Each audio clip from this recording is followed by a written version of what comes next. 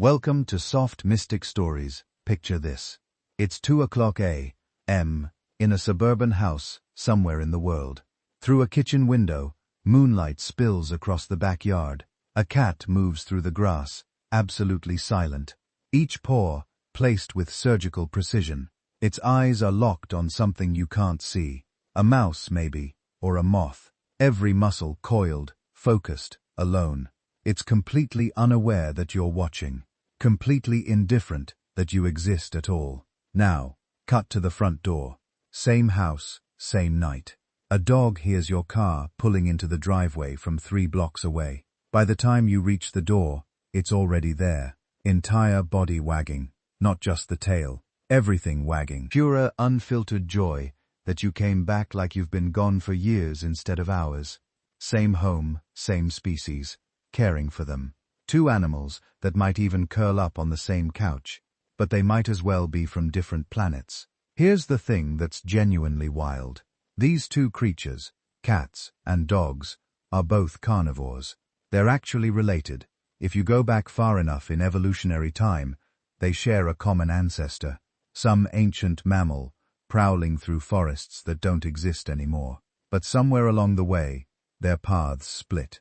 Not just split, diverged so completely that they became almost opposite solutions to the same problem. How to be a predator, how to survive, how to exist. And then thousands of years ago, both of them ended up in our homes living with humans, depending on us, but in completely fundamentally different ways.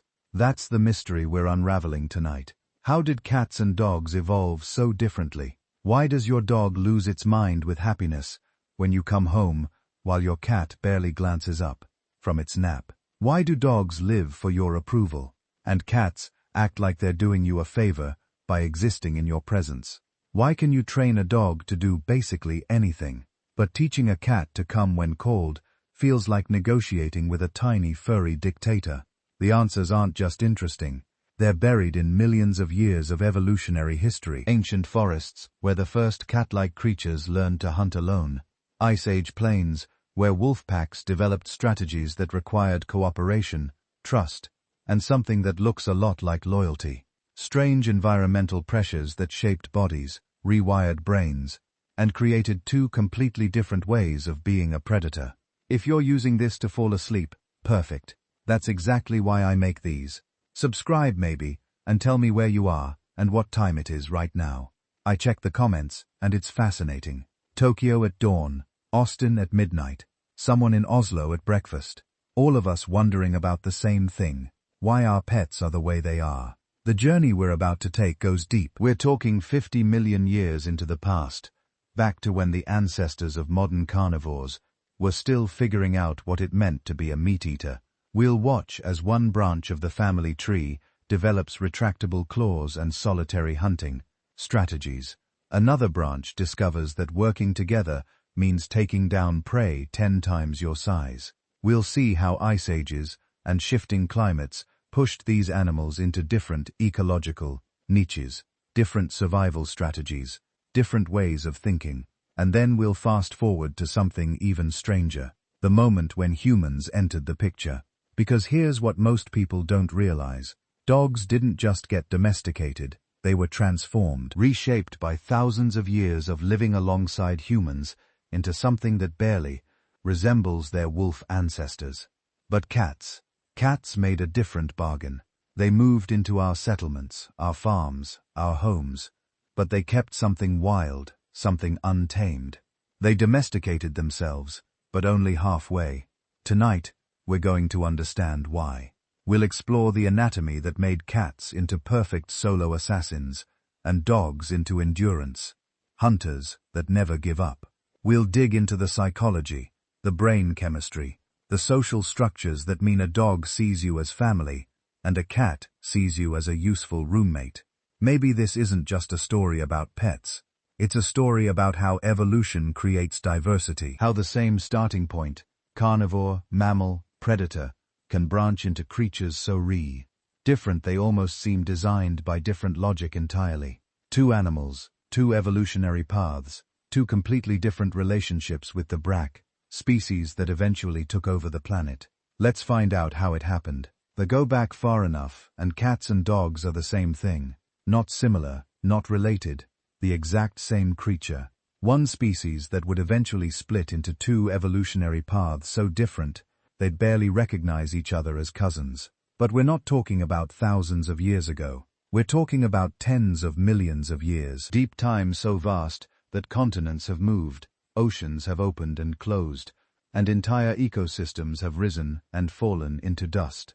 50 million years ago, Earth was unrecognizable. No ice caps at the poles, no vast grasslands, no savas. Instead, dense tropical forest stretched from pole to pole. Thick canopies of plants that would seem alien to modernize. Palm trees grew in Alaska. Crocodiles swam in rivers where London would eventually stand. The planet was hot, humid, and absolutely teeming with life that had exploded into every available niche after the dinosaurs vanished 15 million years earlier. This was the age of mammals, small, furry creatures that had spent 160 million years hiding in the shadows of the great reptiles, were finally getting their chance.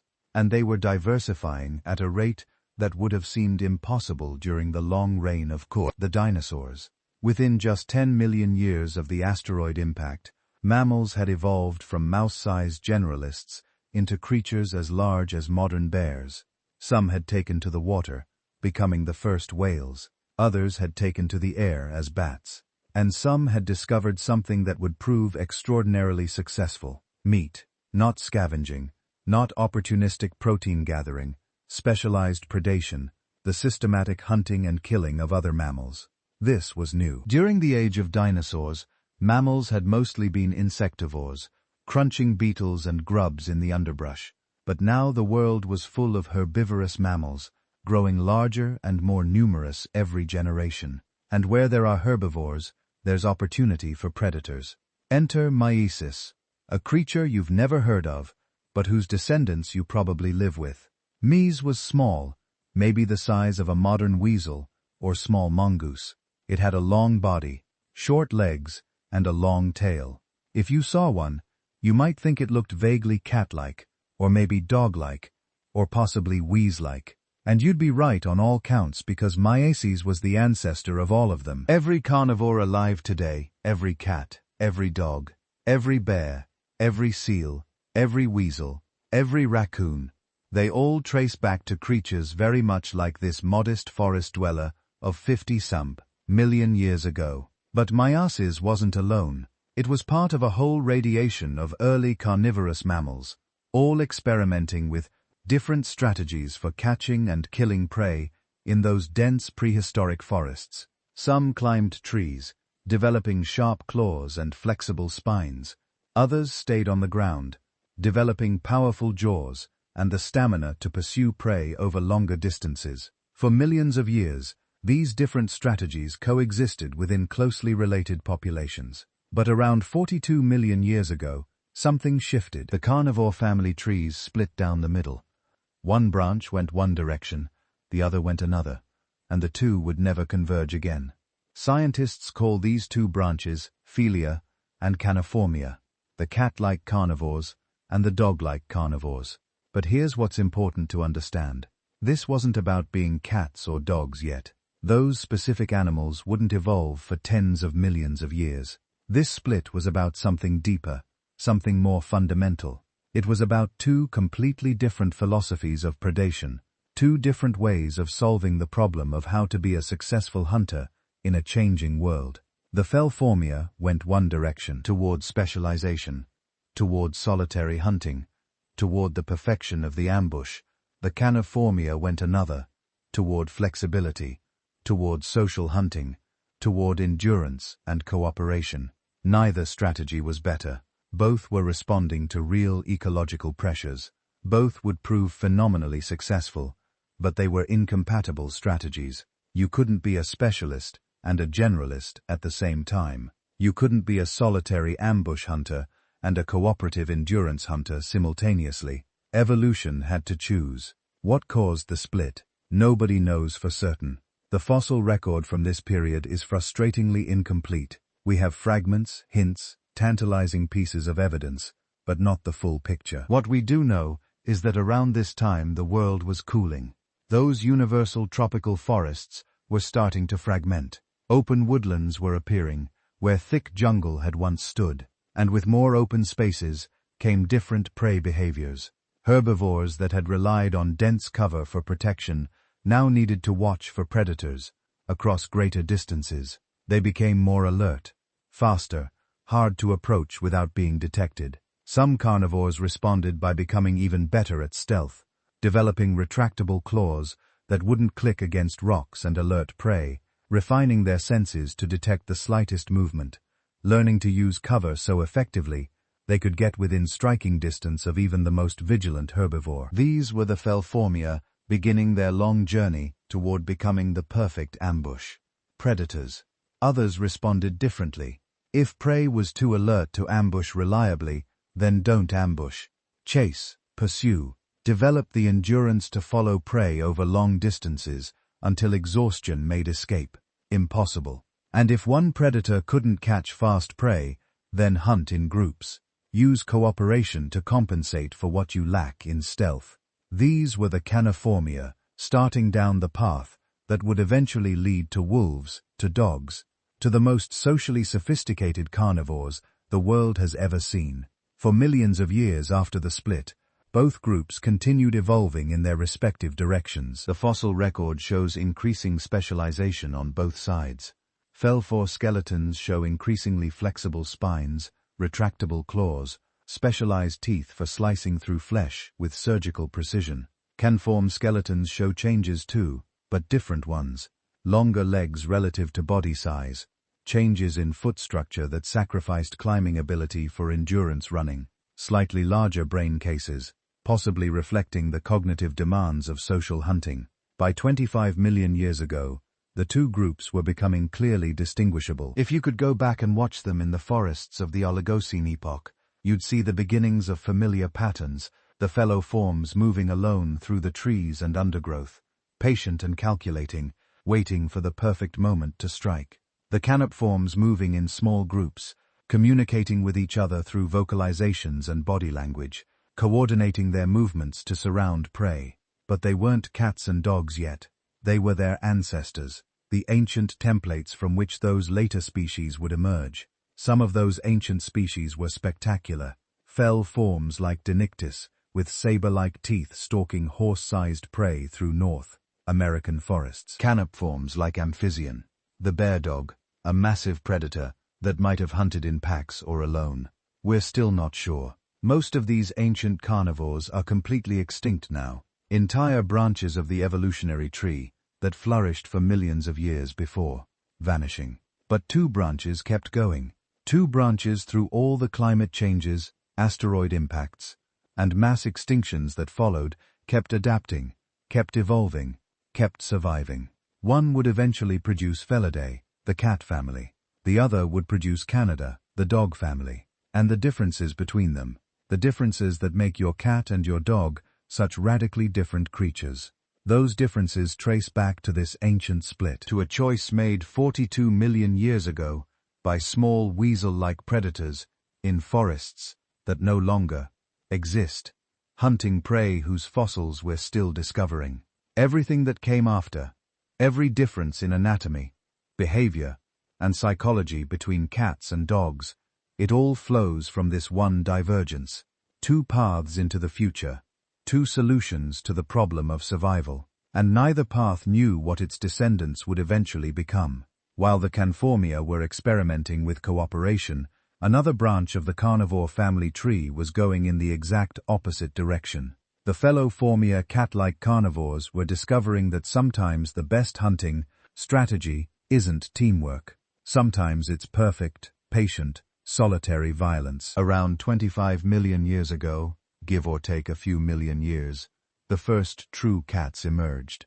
They weren't lions or tigers or anything you'd recognize from a modern zoo. They were small, probably weighing less than 20 pounds, with bodies already showing the fundamental architecture that would define all cats to come. But the blueprint was there. Retractable claws, flexible spine, forward-facing eyes calibrated for precise depth perception. These weren't animals built to chase prey across open grasslands for hours. These were animals built to wait, then explode. The ambush predator strategy seems simple on the surface. Hide, wait, strike. But making it work requires solving an entirely different set of evolutionary problems than pack hunting does. Pack hunters can afford to be seen. They rely on endurance, coordination, and overwhelming numbers to run down prey that might be faster or stronger than any individual hunter. Ambush predators have no such luxury. They get one chance, maybe a few seconds of explosive action. If they fail, the prey escapes. And all that patient waiting was for nothing. So evolution built cats like coiled springs. The flexible spine of a cat isn't just for show. It allows them to compress their entire body like a bow being drawn, storing mechanical energy and muscles and tendons. When they strike, they're not just jumping. They're releasing all that stored power in a single devastating burst. A cat can leap 6 times its body length from a standstill. Try doing that. You can't. Your spine won't bend that way. Your muscles aren't arranged for it. Then there are the claws. Retractable claws might seem like a small detail, but they represent a major evolutionary innovation. Dogs walk on their claws. They're always out, always being worn down by contact with the ground. This makes them useful for traction while running, but it also keeps them relatively dull. Cat claws retract into protective sheets when not in use. This means they stay razor sharp. When a cat strikes, those claws deploy like switchblades, capable of penetrating hide and gripping struggling prey with devastating efficiency. But perhaps the most remarkable adaptation is what happened to cat vision. All mammals have eyes, obviously, but cat eyes are something special. They're huge relative to skull size. If human eyes were proportionally as large as cat eyes, they'd be the size of grapefruits. This isn't just for aesthetic appeal. Large eyes gather more light. They're essential for an ambush predator that does most of its hunting during dawn, dusk, and night, when prey animals feel safest. Behind the lens, cats have a specialized layer of cells called the tapetum lucidum. It's basically a biological mirror that reflects light back through the retina, giving the photoreceptor cells a second chance to capture photons they might have missed the first time. This is what makes cat eyes glow in the dark. You're seeing light bouncing back out. The result is night vision so acute that cats can see in light conditions 6 times dimmer than praised. What humans need. They can hunt in near darkness, attacking prey that literally cannot see them coming. The whiskers deserve attention too. They're not just decoration. Each whisker is embedded in tissue rich with nerve endings. Cats use them to measure gaps, detect air movements, and essentially create a 3-dimensional map of their immediate surroundings. In darkness, hunting through tall grass or dense undergrowth, a cat navigates more by whisker feedback than by vision. They can sense the presence of prey they can't even see yet, feel the disturbance in air pressure as something moves nearby. All these adaptations create a perfect ambush predator, but they also create something else, a solitary animal. Pack hunting requires social bonds, communication, a willingness to share resources. Ambush hunting requires none of that. In fact, having other hunters around is often counterproductive. They make noise. They give away your position. They might claim the kill you work so hard to achieve. So cats became territorial. Not in the aggressive border patrolling way that wolf packs are territorial, more subtle, more chemical. Cats claim territories through scent marking, establishing overlapping ranges that they defend only against direct incursion. They can tolerate neighbors as long as everyone respects the boundaries. But within their territory, they hunt alone. They rely on no one. They share with no one. This psychology of independence was baked into cat evolution from the beginning. While wolves were learning to read each other's and facial expressions and coordinate complex group behaviors, cats were learning to be self-sufficient. A cat kitten doesn't need to practice social integration. It needs to practice stalking, pouncing, the solitary skills that will keep it fed once it leaves its mother. But evolution wasn't finished experimenting with the feline form. Around 15 million years ago, the cat family tree split into multiple branches, each trying out different variations on the basic theme. Some cats stayed small, specializing in hunting rodents and birds. These would eventually give rise to the small wild cats that would many millions of years later become house cats. Others scaled up dramatically. The saber-tooth cats represent one of evolution's most dramatic experiments. Multiple lineages independently evolved elongated canine teeth, some reaching lengths of over 7 inches. These weren't piercing weapons, they were too long and thin for that. Instead, they were specialized slicing tools. Saber-tooths probably hunted by ambushing large prey, using their powerful neck muscles to drive those blade-like teeth deep into the throat or belly, then holding on while the prey bled out. It worked. Saber-tooth cats thrived for millions of years across multiple continents. Smilodon, the most famous saber-tooth, was built like a bear with a lion's head, capable of taking down prey as large as bison and young mammoths. But the strategy had limitations. Those huge teeth were fragile. Break one, and you were functionally crippled. And as the megafauna began declining due to climate change and human hunting, saber-tooth specialists found themselves increasingly without suitable prey. By 10,000 years ago, they were gone. Other cat lineages tried different approaches. The cheetah's ancestors developed longer legs and a more flexible spine, trading the raw power of the ambush for unprecedented speed. Modern cheetahs can hit 70 miles per hour in short bursts. They're the only cats that hunt primarily by pursuit rather than ambush, and they've paid for that specialization by becoming fragile. Cheetahs are nervous, easily injured, often have their kills stolen by more robust predators. Lions went the opposite direction, growing huge and uniquely among cats social. They're the exception that proves the rule. Lions developed pack hunting, but they did it much more recently than wolves, probably within the last million years. And even today, lion social structures are loose compared to wolf packs. Males often live solitary lives, except during mating. Female coalitions do most of the hunting. The social bonds are there, but they're always competing with the deep evolutionary programming toward independence. Most cats stayed true to the original plan. Stay medium-sized, stay solitary, perfect the ambush. This strategy proved remarkably successful. Cats spread across every continent except Antarctica and Australia. They adapted to jungles, grasslands, mountains, deserts, each environment selected for subtle variations. Desert cats, like the sand cat, developed fur-covered paws to insulate against hot sand and cold nights. Jungle cats, like clouded leopards, developed especially long tails for balance while navigating trees. Snow leopards grew thick coats and enlarged nasal cavities for breathing thin mountain air. But the core strategy remained unchanged. Hide, wait, strike. Rely on patience and explosive power rather than endurance and cooperation. The archaeological and fossil records show cats have been phenomenally successful with this approach. They've survived multiple ice ages, continental splits, climate upheavals that wiped out countless other species. There's something almost paradoxical about cat success. They're specialists, yet they're adaptable.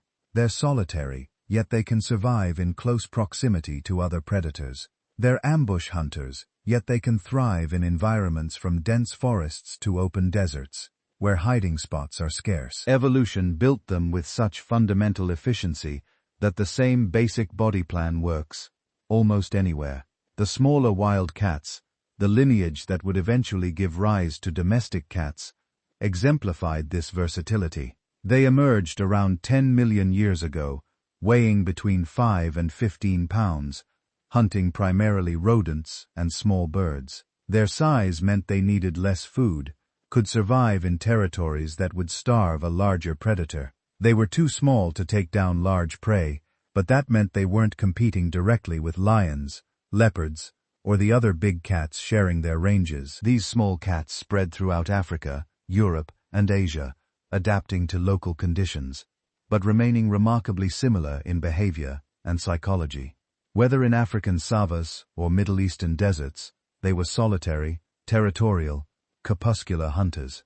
They maintained their independence while learning to tolerate proximity to other cats when resources were abundant. This was the animal that would eventually encounter humans, not a pack hunter looking for social bonds, not a desperate scavenger willing to trade freedom for scraps, a perfect, self-sufficient predator that had spent 25 million years learning to need absolutely nothing from anyone. The cat's path through evolutionary time was the opposite of the dog's in almost every way. Where one lineage was learning cooperation, the other was perfecting independence. Where one was developing social intelligence, the other was honing individual hunting skills. Both strategies worked. Both produced apex predators, but they produced animals with fundamentally different relationships to the social world. And when humans finally became numerous enough, agricultural enough, settled enough to matter to cats, that difference would determine everything about how our relationships with these two carnivores would develop.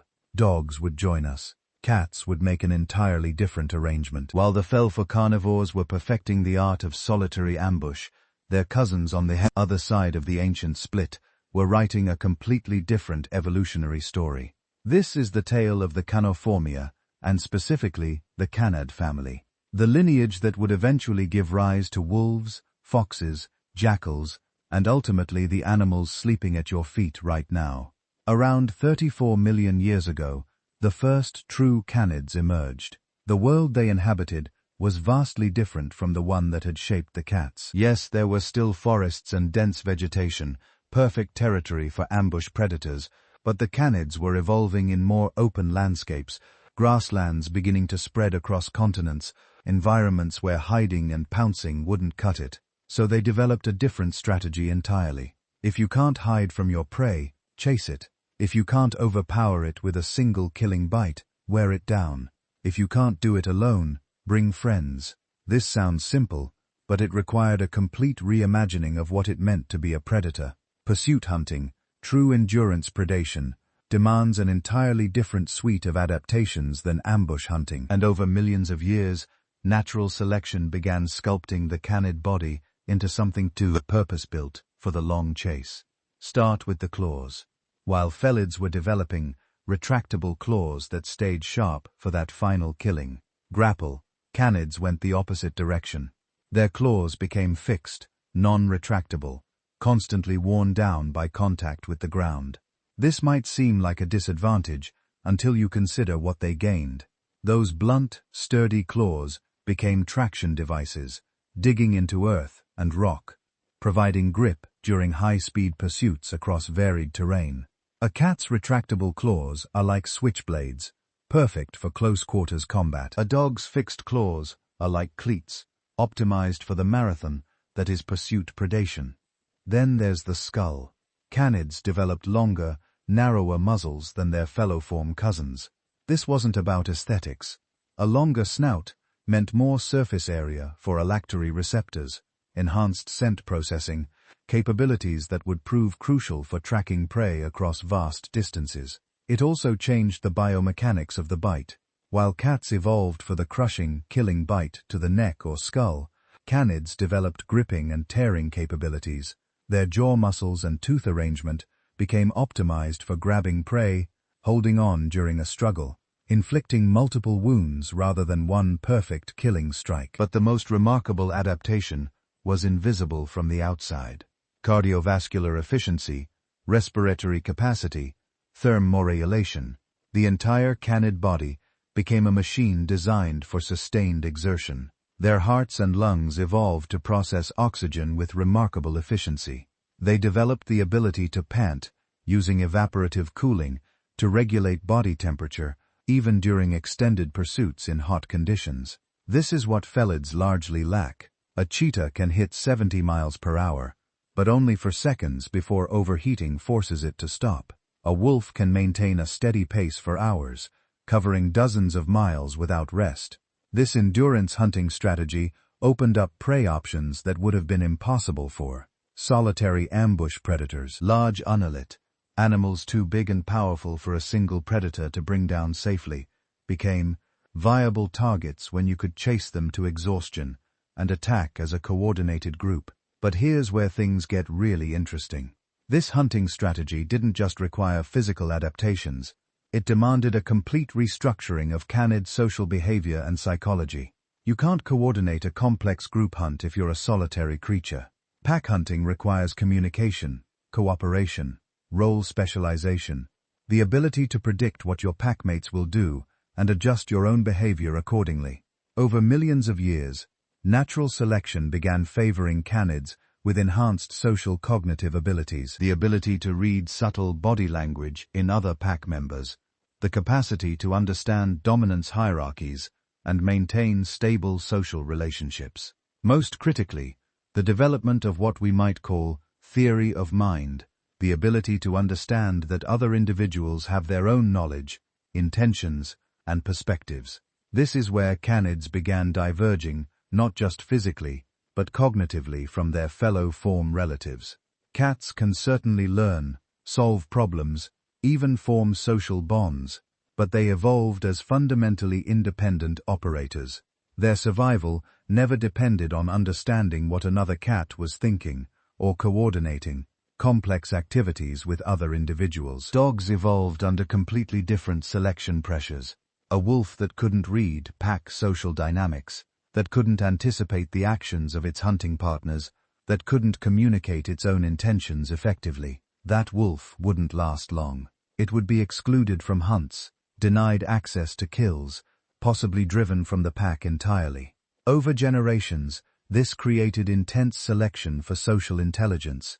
Archaeological and genetic evidence suggests that by around 10 million years ago, the canid family had diversified into multiple distinct lineages, each adapting to different environmental niches, but all maintaining that fundamental pack hunting, socially cooperative base. Some lineages became larger, like the ancestors of modern wolves and their relatives. These animals pushed pack hunting to its most sophisticated extreme, developing the ability to take down prey many times their individual size through coordinated group tactics. Other lineages went smaller, like the ancestors of foxes. Interestingly, many fox species became less social, more solitary. This shows that canid sociality wasn't locked in. It was adaptable, shaped by environmental conditions. In habitats where prey was small and scattered, solitary hunting became more efficient. But even these more independent canids retained enhanced social cognitive abilities compared to cats. They simply deployed those abilities differently. Then there were the truly specialized pack hunters. Like the ancestors of African wild dogs, these animals took cooperative hunting to an almost eusocial extreme. Wild dog packs function like superorganisms with elaborate food-sharing systems, cooperative pup rearing, where the entire pack helps raise young, and hunting coordination so sophisticated that researchers describe it as almost telepathic. Of course, it's not telepathy. It's the product of millions of years of selection for social cohesion and communication. Now, this social lifestyle created both vulnerabilities and extraordinary strengths. The vulnerability is obvious. A solitary cat that loses its territory can move to new hunting grounds relatively easily. A wolf separated from its pack faces serious survival challenges. Young wolves, dispersing from their birth packs to find mates and establish new territories, often die during this vulnerable period. Social carnivores are dependent on their groups in ways solitary predators simply aren't. But the strength of social living proved overwhelming. Pack hunters could bring down prey that solitary predators couldn't touch. They could defend larger territories more effectively. Perhaps most importantly, they could share information across generations with remarkable fidelity. A young wolf doesn't just learn hunting techniques through trial and error. It learns by watching experienced pack members, by participating in hunts under the guidance of adults, by being taught through a systematic process that looks remarkably like education. This cultural transmission of knowledge created a kind of accelerated adaptation. Packs could develop specialized hunting techniques for local prey species and pass those techniques down through generations, allowing rapid adaptation to changing conditions without waiting for genetic evolution. Some wolf packs learned to hunt bison using specific, coordinated tactics. Others specialized in caribou, developing completely different strategies suited to their prey's behavior. This cultural diversity within a single species was unprecedented among carnivores. The cognitive demands of this lifestyle were extraordinary. A successful pack hunter needed to track prey across vast distances, often relying on scent trails hours old. They needed to understand pack hierarchy well enough to avoid constant conflict, but also flexible enough to work cooperatively during hunts, despite those hierarchical tensions. They needed to communicate complex information, not just simple emotions, but intentions, discoveries, strategies, and they needed to form deep emotional bonds. The kind of attachments that would motivate individuals to sacrifice their own safety for an packmates. This last point deserves emphasis. Pack hunting only works if individual pack members are willing to take risks for the collective good. The wolves that drive prey toward an ambush face danger themselves while other pack members get the safer position. This requires trust, emotional connection, the kind of bonds that motivate individuals to act against their immediate self-interest for the group's benefit. Natural selection solved this problem by making wolves capable of profound emotional attachment. They didn't just tolerate packmates, they bonded with them, experienced distress when separated, joy when reunited, grief when pack members died. This capacity for deep social bonding would prove absolutely crucial millions of years later, when wolves encountered a strange bipedal ape that was also a social hunter, also dependent on group cooperation, also capable of complex communication and cultural knowledge transmission. But that meeting was still far in the future. For millions of years, canids continued evolving, spreading across continents, adapting to environments from Arctic tundra to tropical forests. Some lineages went extinct as climates changed and prey population shifted. Others thrived, diversified, pushed into new ecological niches. By about 2 million years ago, the lineage that would become modern wolves had emerged. Larger than most other canids, capable of taking down massive prey like moose and bison, highly social, cognitively sophisticated, they were spreading across the northern hemisphere, following the great herds of Ice Age megapuna, and they were about to encounter something unprecedented. Another social hunter with remarkably similar survival strategies. Another species that hunted in coordinated groups, shared food, cared cooperatively for young, used complex communication, and depended on cultural knowledge transmission. Humans and wolves were collision course, two pack-hunting apex predators competing for the same territories and the same prey. By all the usual rules of ecology, this should have ended in competition, conflict, one species driving the other to extinction in overlapping ranges. Instead, something completely unexpected happened, something that would change both species forever and create a relationship unlike anything else in the natural world. But that meeting, and the transformation it triggered, would reshape not just wolves, but the entire trajectory of human civilization itself. Pick up a cat, feel its weight, maybe 8 or 10 pounds of muscle and bone that somehow feels both substantial and weightless at the same time. Now try to hold a similarly sized dog. Same weight, completely different feeling. The dog feels solid, grounded, like it's made of denser stuff. There's a reason for that. These animals were built by evolution for completely different kinds of warfare. And every bone, every muscle, every sensory organ tells that story. Start with the spine. The feline backbone is one of evolution's most remarkable engineering achievements. Where a dog's spine is relatively rigid, built for stability and endurance, a cat's spine contains more vertebrae, and the spaces between them are cushioned with elastic discs that act like shock absorbers and springs combined. This isn't just flexibility. This is mechanical magic. A cat can rotate its spine nearly 180 degrees. It can compress its body to fit through any opening its head can pass through. Most incredibly, it can use that spine like a coiled spring, storing elastic energy and releasing it in explosive jumps that can launch the animal 5 times its body height from a cold standing position. Watch a cat run, and you're seeing that spine in action. It flexes and extends with each stride, effectively lengthening the animal's reach by several inches. The cat isn't just running, it's flowing across the ground like liquid muscle. This was crucial for an ambush predator. You get one chance, maybe two, to catch prey before it escapes. You need acceleration that goes from 0 to maximum in less than a second. That flexible spine provided it. Dogs evolve something different entirely. Their spines are comparative rigid, built for a different kind of speed. Not explosive acceleration, but sustained pursuit. A wolf's backbone is designed to absorb the repeated impact of hours-long chases across rough terrain. Less flexibility means more stability when you'd running mile after a caribou that's trying desperately to outlast you. The dog sacrificed the cat's acrobatic abilities for something more valuable to a pack hunter, the ability to keep running when everyone else is exhausted.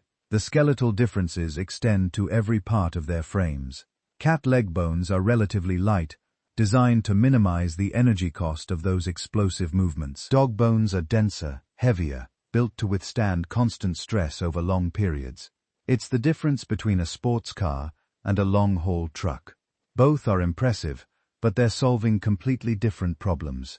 Then there are the claws. This might be the most dramatic anatomical difference between the two lineages. Cat claws are curved, razor-sharp, and most remarkably retractable. When not in use, they're pulled back into protective sheaths, keeping them sharp and preventing them from making noise when the cat stalks. These are weapons, pure and simple, curved for gripping and tearing, sharp enough to pierce, hide, and muscle, positioned on paws that can swivel and grasp like hands. A cat's front paws are killing tools designed over millions of years of evolution. Watch a cat manipulate an object, and you're seeing modified hands. They can grasp, hold, even throw things with those front paws. This dexterity was essential for solitary hunters who had to handle prey alone without packmates to help hold down a struggling meal. The claws hook in, the paw pads provide grip, and the flexible wrist allows the cat to manipulate its catch with precision that would make a surgeon envious. Dog claws tell a completely different story. They're fixed, non-retractable, thick, and blunt. They're not weapons. They're tools for traction, digging, and breaking. A running wolf needs claws that bite into soil and ice, providing purchase during high-speed chases and sudden turns. The claws wear down constantly from contact with the ground, but that's fine because they're not meant to stay sharp. They're meant to be tough and functional, like climbing spikes on boots. This difference shaped everything about how these animals move through the world. Cats walk on their toes, keeping their claws ready but protected. Dogs walk on their toes too, but their claws are always in contact with the ground, providing constant feedback about terrain and traction. It's like comparing a knife fighter to a marathon runner. Both are deadly effective, but in completely different ways. The sensory worlds these animals inhabit are so different, they might as well be living in separate realities. Start with the eyes. Cats have the eyes of twilight hunters. Their pupils can dilate to enormous size, letting in maximum light during dawn and dusk hunting hours. Behind the retin, they have a reflective layer called the tapetum lucidum that bounces light back through the photoreceptors, effectively giving every photon 2 chances to be detected. This is why cat eyes shine in the dark. You're seeing reflected light that the cat's visual system has already processed once. But there's a trade-off. Cats sacrificed color vision for light sensitivity. They can see some colors, blues and yellows mostly. But their world is not as vibrant as ours, or a dog's. They don't need color to hunt. They need motion detection. And their visual system is optimized for spotting the slightest movement. A cat can detect a mouse twitching from 50 feet away in near darkness. That's what evolution selected for. Dogs evolve different eyes for different work. They retained better color vision than cats, probably because pack hunters benefiting from being able to distinguish subtle environmental cues that might indicate where prey has passed. Their pupils don't dilate as extremely as cat pupils, but they're positioned differently in the skull. Dog eyes are set more forward than cat eyes, providing better binocular vision, better depth perception. This matters when you're chasing prey over rough terrain at high speed. You need to judge distances accurately, or you're going to break a leg in a hole. But the real sensory superpower of dogs isn't vision, it's smell. The canine nose is one of evolution's most sophisticated chemical detectors.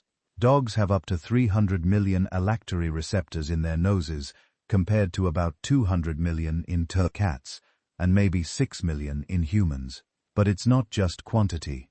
The canine brain dedicates about 40 times more processing power to analyzing smells than the human brain does. Dogs don't just smell things, they analyze them, building three-dimensional scent maps of their environment that persist over time. A dog can smell where a rabbit was 10 minutes ago and determine which direction it went.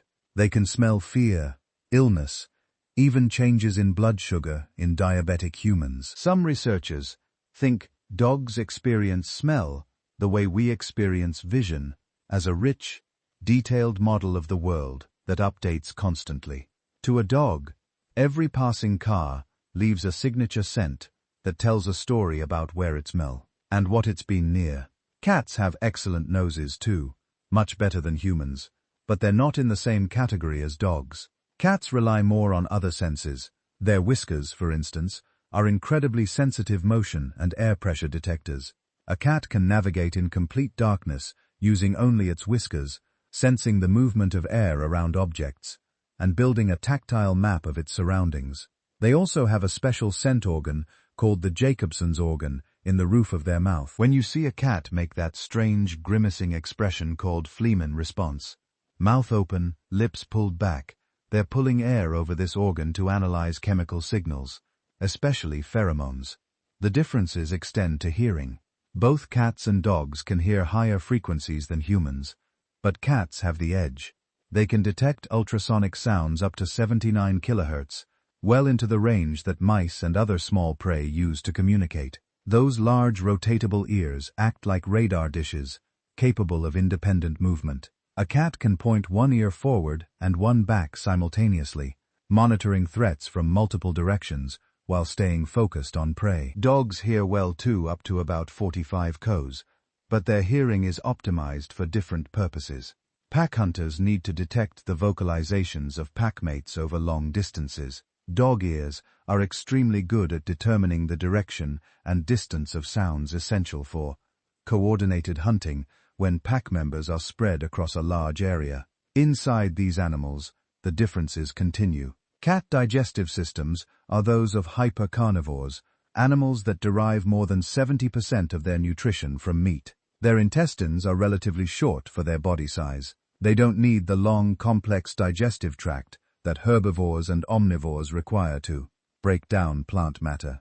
Cats can't taste sweetness. They lack the genetic machinery to produce the taste receptor for sweet compounds. Why would they need it? For millions of years, their ancestors ate nothing but meat. Even more remarkably, cats have lost the ability to produce certain essential nutrients from precursors. They can't convert beta-carotene to vitamin A the way dogs and humans can. They can't synthesize taurine from other amino acids.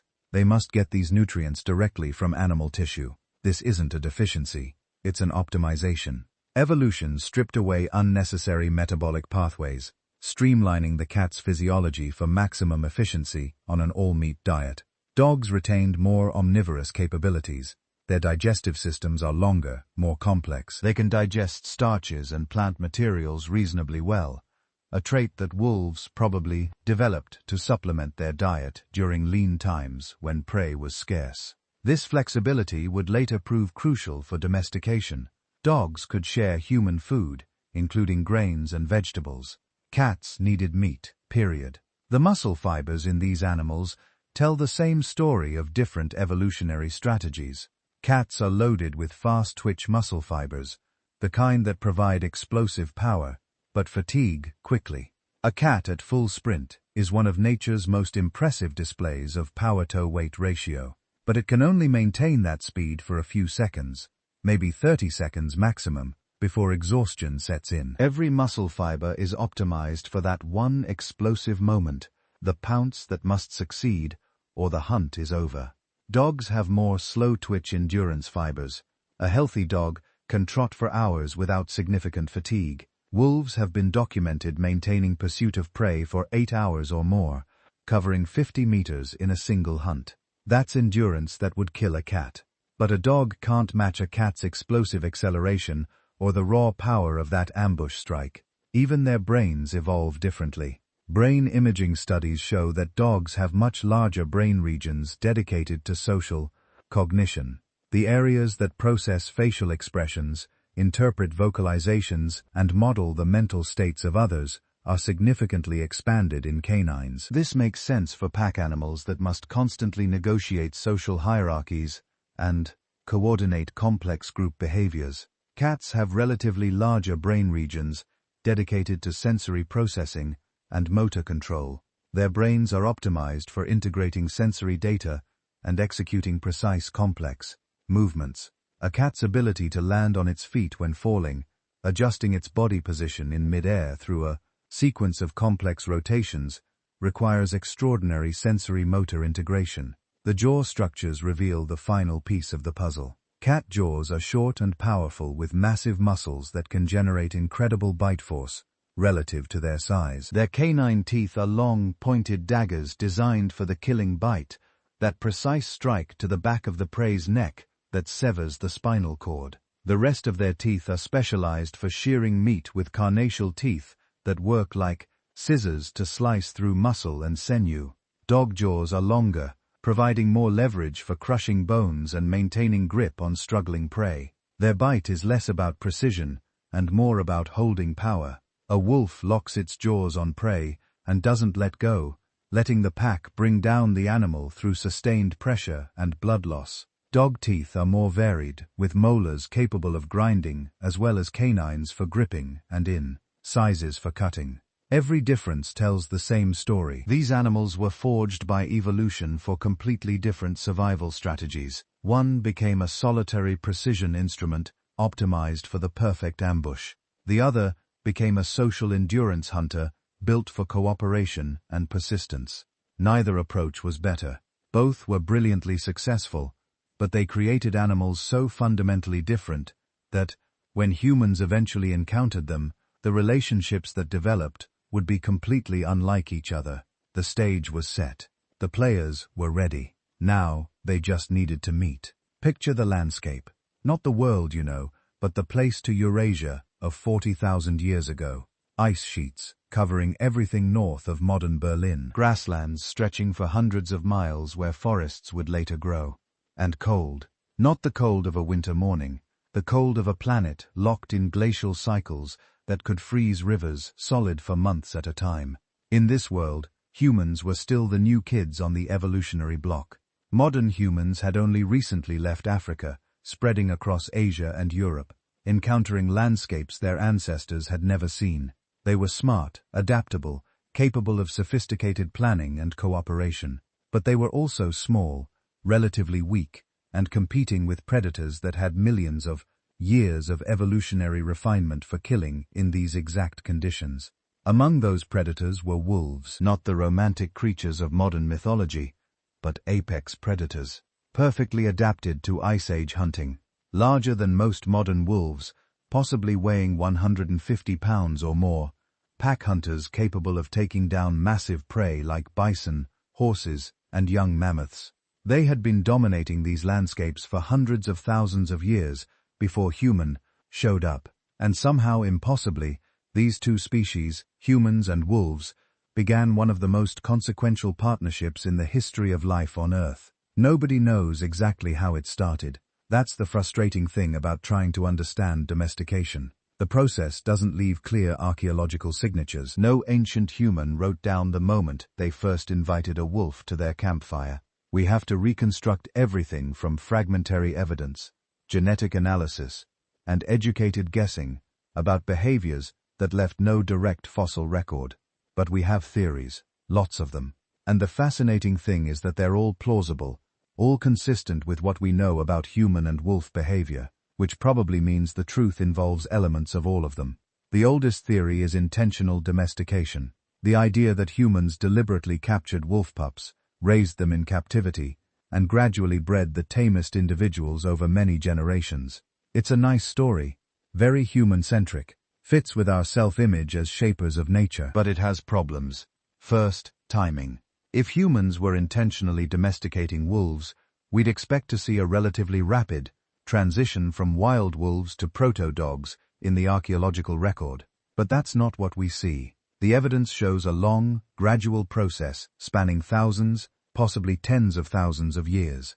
That's a lot of generations for an intentional breeding program. Second, behavior. Wolf pups raised in captivity, even from the earliest age, don't act like dogs. Modern experiments have shown that wolves, even after many generations of captive breeding, retain wild behaviors that make them dangerous and unpredictable around humans. Something more than just selective breeding of tame individuals must have been involved. That's where the second theory comes in. Self-domestication. The idea that wolves domesticated themselves by learning to exploit a new ecological niche, created by human settlements. This theory has gained a lot of traction in recent years because it fits what we know about wolf behavior and the archaeological timeline. Here's how it might have worked. Humans in the Ice Age were messy. They left food scraps, discarded bones, waste from processing animals. This created a ring of resources around human camps that attracted scavengers. Most animals approached cautiously, grabbed what they could, and fled. But wolves are intelligent, social animals capable of learning and adapting. Some individual wolves figured out that humans weren't particularly dangerous if approached carefully. These wolves could access food resources with less effort than hunting, especially during harsh winters when prey was scarce. The key insight is that this wasn't about wolves becoming tame. It was about natural selection, favoring individuals who could tolerate human presence. Wolves who are less aggressive, less fearful, more curious about humans, had a survival advantage. They got more food with less risk. They reproduced more successfully, and they passed on whatever genetic variants made them capable of that tolerance. Over hundreds of generations, this created a population of wolves that looked and acted different from their wild cousins. Not because humans were selectively breeding them, but because the environment around human settlement selected for different traits. Tameness became an evolutionary strategy. But there's a third possibility that's even more interesting: mutual cooperation. The idea that humans and wolves recognize benefits in working together and actively maintained relationships that served both species. Think about it from the human perspective. You're living in Ice Age Euratia. You're an excellent hunter, but you have limitations. Your sense of smell is terrible compared to most predators. Your hearing is mediocre. You can't run particularly fast or for very long. You're most effective in daylight, but many prey animals are active at dawn, dusk, or night.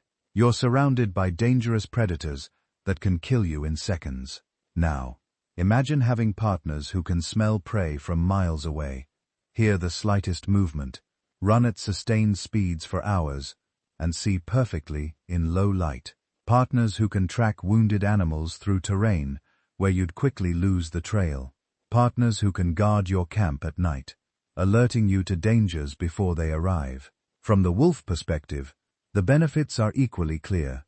Humans have technology. We can make weapons that kill at a distance. We can create fire, which provides warmth and protection from other predators. We can process foods that wolves can't easily access on their own. We can provide shelter and care when wolves are injured or sick. A partnership between humans and wolves would be incredibly powerful, more powerful than either species alone. And there's archaeological evidence this happened. The challenge is pinning down when the genetic evidence is messy. DNA analysis of modern dogs suggests they diverge from wolves somewhere between 15,000 and 40,000 years ago. That's a huge range. 25,000 years of uncertainty. Different studies using different methodologies come up with different answers. The fossil evidence is equally problematic. We have canid skulls from 30,000 years ago that show features intermediate between wolves and dogs. Shorter snouts, wider skulls, smaller teeth. But are these early dogs or just unusual wolves? Without soft tissue, without behavior, it's hard to say definitively. The oldest generally accepted evidence of domesticated dogs comes from around 15,000 years ago. Burials where humans and dogs were interred together, suggesting the kind of emotional bond that characterizes the modern human-dog relationship. But many researchers think the relationship goes back much further, possibly twice that age or more.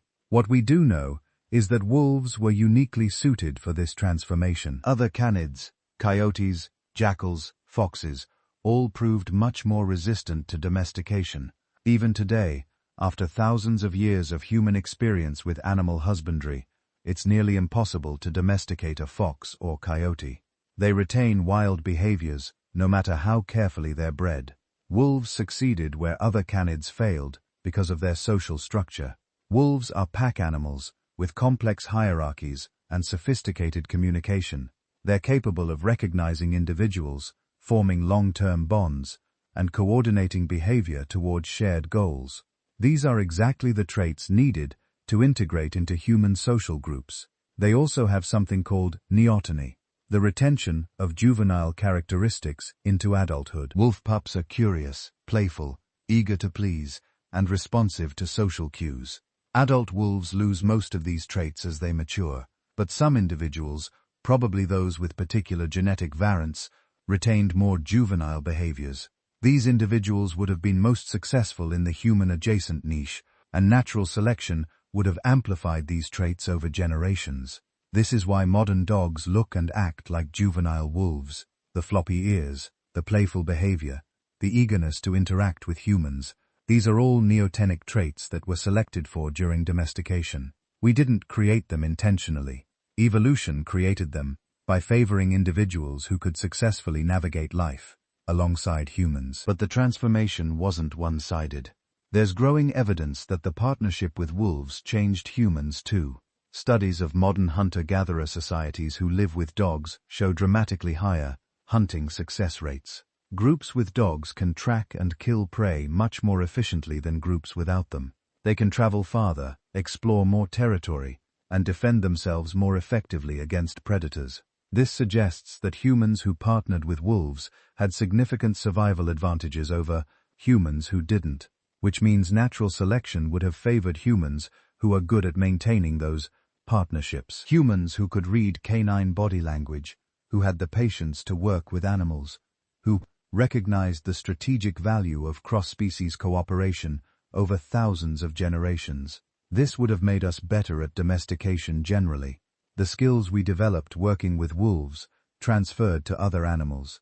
The sheep, goats, cattle, pigs, and horses that would later become the foundation of agriculture were all domesticated by humans who had already spent millennia perfecting the art of partnership with another species. In a very real sense, wolves taught us how to domesticate. They were the test case, the prototype, the proof that humans and animals could work together for mutual benefit. Everything that came after all of human civilization that depends on domesticated animals might not have been possible without that first partnership in the Ice Age cold, and it was still just beginning.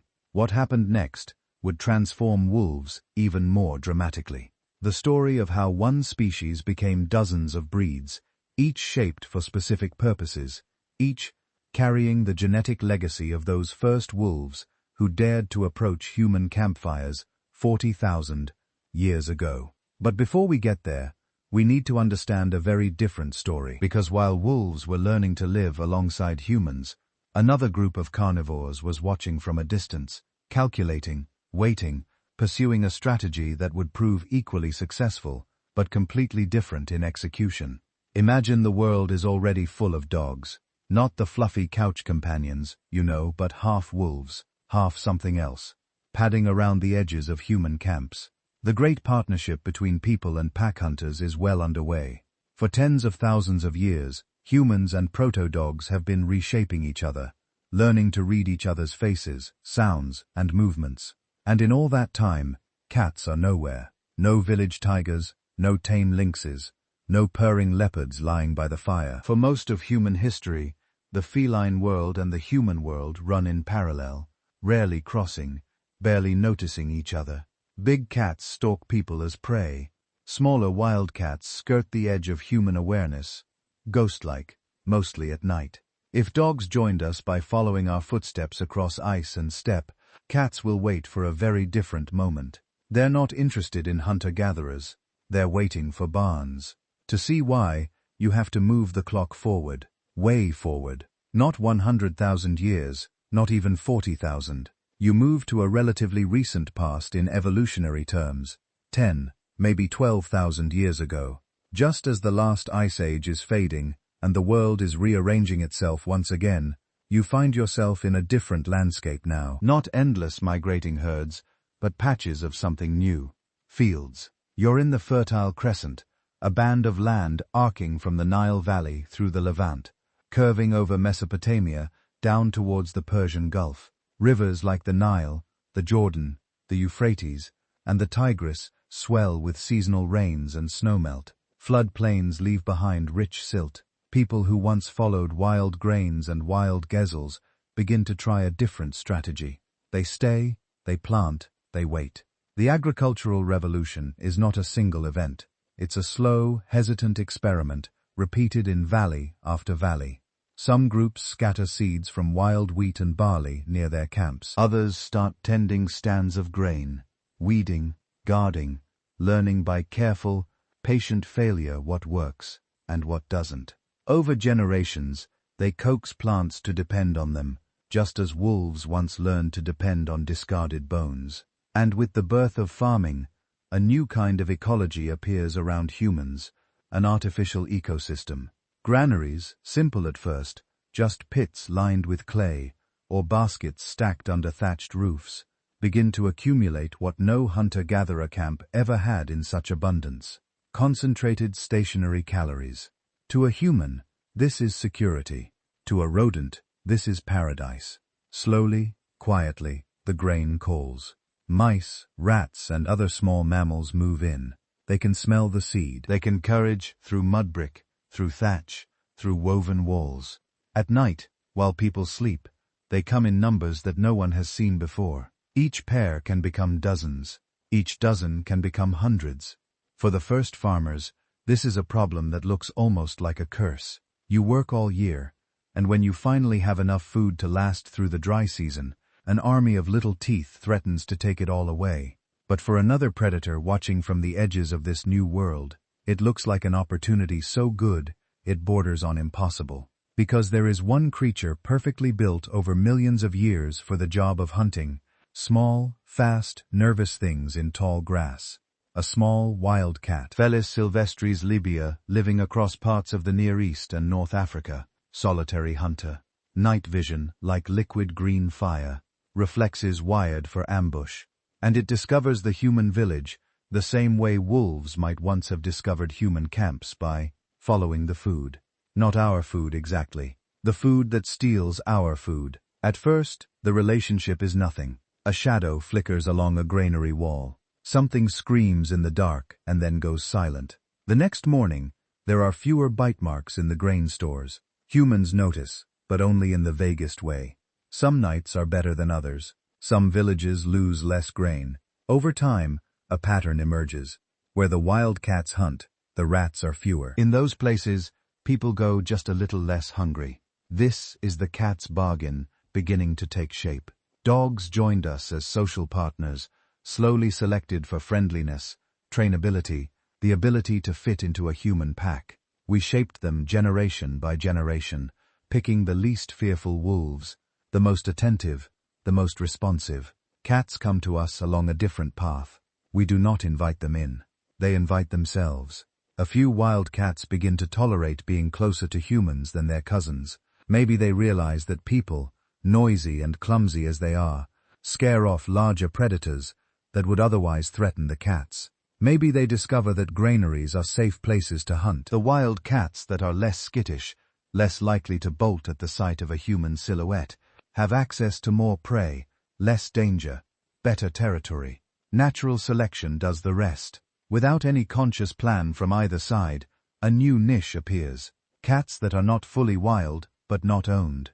Animals that float around the perimeter of human settlements, loosely attached to us by a thread made of rodents and shelter. People begin to notice these hunters more clearly. A wild cat that hangs around the village and doesn't immediately flee might find scraps tossed vaguely in its direction, not as a reward in the way we train dogs, but almost as an unspoken acknowledgement.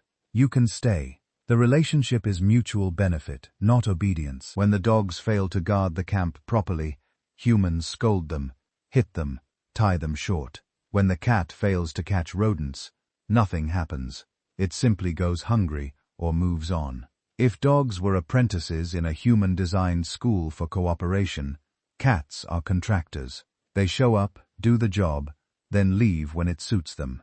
This is why biologists and archaeologists often refer to cats as semi-domesticated. Their path into our lives is not driven mainly by deliberate breeding, but by self-selection. The cats that thrive near humans are those with slightly different temperaments, less fearful, a bit more tolerant of crowding, maybe more flexible in their social behavior. Over thousands of years, that is enough to carve a subtle but real line between the Near Eastern, wild cat, and what we now call the domestic cat, Felis catus. But the key word here is subtle. When scientists compare the DNA of modern house cats with their wild relatives, the differences are strikingly small. No equivalent of the sweeping genetic transformation we see in dogs, whose skulls, coats, digestive systems, and even reproductive cycles bear the stamp of deep human interference. Most domestic cats can still breed freely with Near Eastern wild cats and produce fertile offspring. Their body shape, hunting patterns, and general behavior are shockingly similar. In terms of genetics, cats hover right at the border of wild and domesticated territory. In a sense, they are part-time citizens of our world, part-time citizens of a much older, quieter kingdom. Bones from ancient settlements in the Fertile Crescent and later in Anatolia, Cyprus, and Egypt tell the same story. At first, wild cats appear as rare guests near human communities. Over time, they become more frequent, more tightly associated with greeneries. One grave in Cyprus, around 9,500 years old, holds a human buried with a young cat, placed carefully beside them. Maybe a pet, maybe a symbol, maybe both. By the time you reach the great river civilizations, the cat's bargain has evolved into something more elaborate. In Egypt, cats stalk between clay houses and temple courtyards. They still hunt, killing snakes as well as rodents, protecting grain, protecting people. Their usefulness is obvious, but over time, a different layer begins to wrap around them. Symbolism. The Egyptians seem to fall in love. They carve cats into amulets, paint them in murals, mummify them by the thousands. Goddesses like Bastet take on feline form, embodying both protection and ferocity. Harming a cat can be a serious offense. For a time, their status verges on sacred.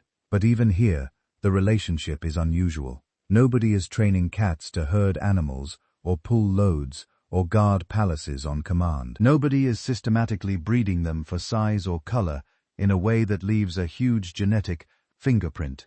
Cats remain themselves. Hunters, mostly nocturnal, affectionate when they choose, aloof when they don't. The Egyptian cat is honored, but not re-engineered. When later cultures inherit the cat, they inherit this ambiguity. In Greece and Rome, cats are appreciated as practical hunters and occasional companions, but never quite climb to the same divine heights. They drift around ports and warehouses, slipping in and out of myth and reality. Sometimes associated with goddesses, sometimes just treated as living tools with sharp teeth. Then in medieval Europe, the narrative darkens. Superstition curls around felines. Their night habits, reflective eyes, and independent nature make them easy targets for fear. In some times and places, cats, especially black ones, are linked to witchcraft, bad luck, malign forces. Periodic persecutions break out. They are killed, driven away, treated with suspicion. Ironically, this hostility sometimes has consequences that echo all the way into epidemiology. Fewer cats hunting rodents can mean more rats in crowded medieval cities. More rats can mean more fleas carrying diseases. In a quiet, indirect way, rejecting the cat's bargain may have helped amplify plagues. Yet the cat does what it always does. It waits at the margins. It survives. By the early modern period, attitudes soften again. In ports, ships carry cats as professional pest controllers, keeping grain and rope safe from gnawing mouths. In farmhouses and city homes, cats work the same job they've had since the dawn of agriculture, now with occasional access to hearthsides and laps. Even now, as electricity hums through modern apartments, And most people never see a granary. That ancient job description has not disappeared. Many cats still stalk pests in barns, alleyways, and warehouses. Even indoor cats practice the motions in play, pouncing on toys as if they were mice between stalks of wheat. Today, their cultural role has shifted into something stranger and more global. They are icons. Internet platforms overflow with cats sleeping, falling, glaring, being unexpectedly affectionate. Their puzzling mixture of aloofness and sudden warmth taps into something in us that even we don't fully understand. We project onto them mystery, independence, tiny royal arrogance, and underneath the humor and the memes, that old bargain is still visible if you look closely. We provide the environment, shelter, food, warmth. They bring a kind of wildness into our carefully constructed world, a reminder of the solitary hunter that never entirely went away. When a dog looks at you, it often seems to be asking, "What are we doing together? What's next? How can I be part of this?" When a cat looks at you, it often feels more like a quiet accounting. You, me, this place, the food bowl, the door. The rules are different. It is not that one species loves us and the other does not.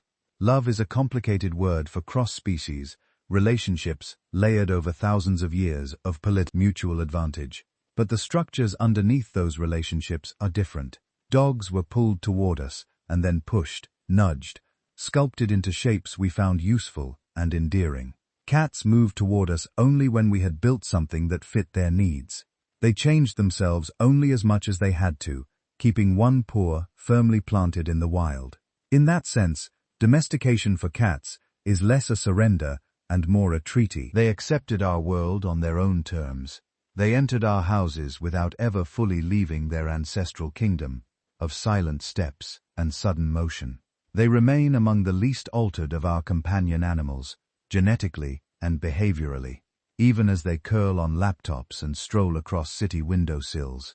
When you fall asleep with a cat at the edge of your bed, you're sharing your night with a creature that made a decision long ago at the edge of a field in the Fertile Crescent, not to become what we wanted, but to become what suited them.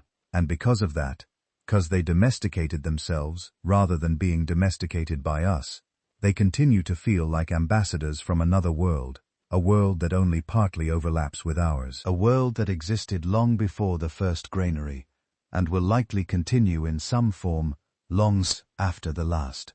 The dog that sleeps at the foot of your bed tonight is not a wolf in any simple sense. It's the product of tens of thousands of years of quiet experiments, most of them unconscious, carried out by one very strange primate.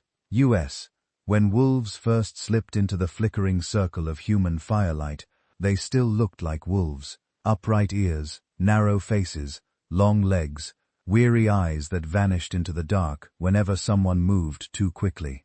But once that relationship stabilized, once the truce between hunter and scavenger turned into a partnership, evolution took a hard left turn, and it did something peculiar. If you lined up the earliest domesticated dogs next to their wild cousins, the differences at first would have been subtle. Maybe slightly shorter snouts, maybe a bit smaller overall, maybe less fear when a human reached for a leftover bone.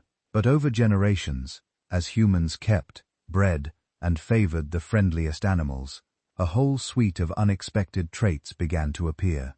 Ears that drooped instead of standing alert, tails that curled like question marks over their backs, coats that came in patches and spots and splashes of color no self-respecting wolf would ever wear in the wild, faces that stayed rounded, wide-eyed, almost puppy-like into adulthood. Biologists call this pattern domestication syndrome. Change one thing, reduce fear and aggression, and many other things seem to shift along with it. It's as if there's a hidden switch in the mammalian body plan, one labeled wild at one end and domesticated at the other. Nudge it just a bit toward domesticated, and ears melt, faces soften, hormones rebalance, and behavior tilts toward friendliness and dependence.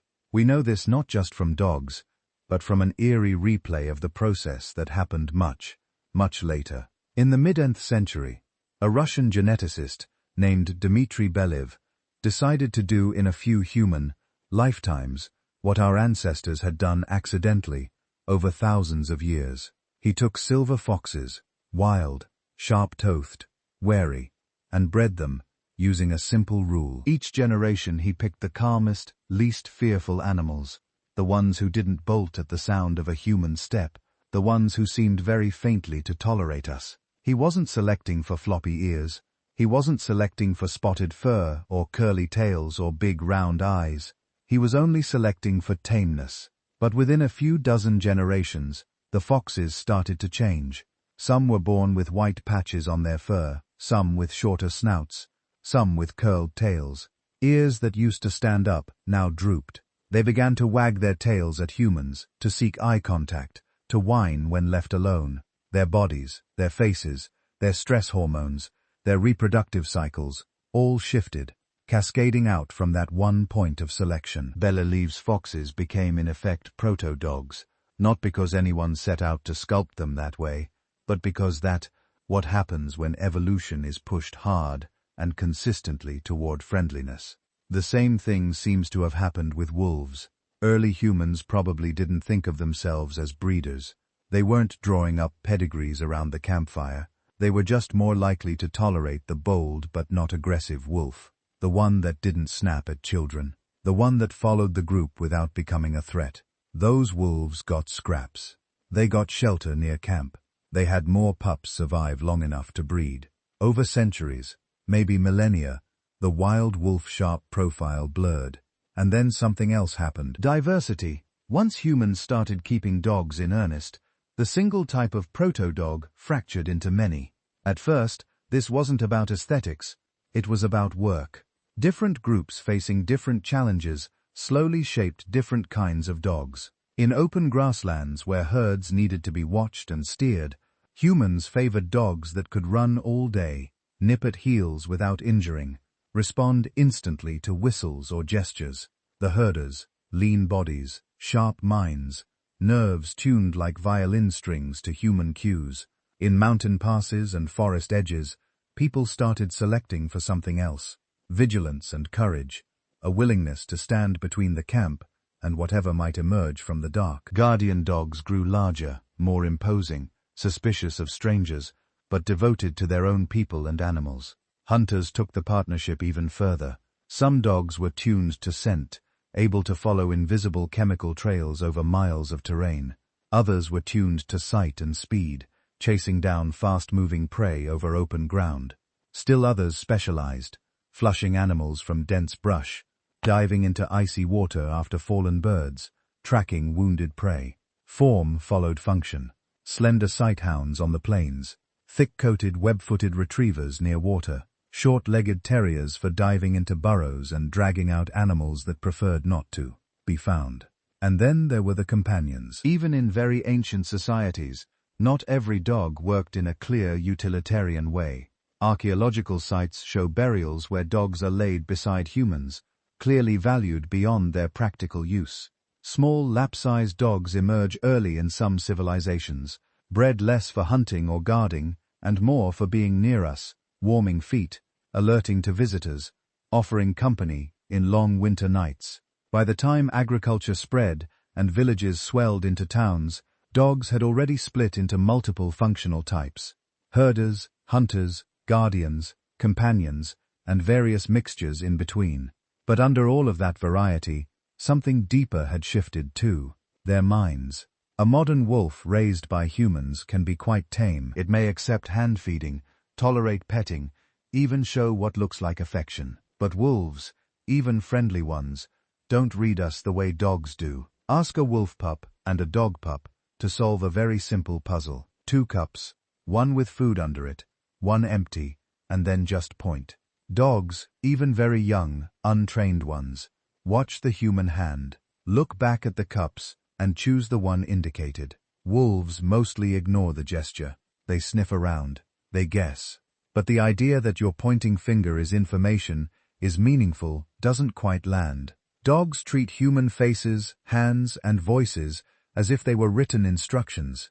Over thousands of years, individuals who were just a bit better at understanding human signals had a huge advantage. They got fed more reliably. They were allowed to stay closer.